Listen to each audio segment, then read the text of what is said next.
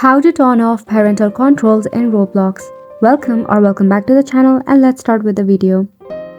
To start off, open a browser that you prefer or just tap open your Roblox application in your PC or mobile device. So once you are logged into your account, tap on the setting gear icon and head to the settings option. In here you will see your account info, and in your left hand side you will see some of these options. Select the option of parental control right here. Now as you can see, the parental pin is enabled.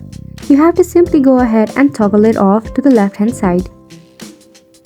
Now before you do that, you have to enter your pin.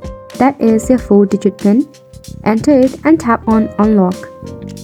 Now once you do this, the parental control has been successfully disabled. Isn't it simple? So if you face any of the difficulty regarding this process, you can check out the help and support of Roblox. If not, to disable the parental control, it is that simple. Now you can go ahead and enjoy any games that is rated over 13+. So make sure to go ahead and give it a try, and we hope that you found this video informative and helpful to you. And that's a wrap for this video as well. Thank you so much for tuning in.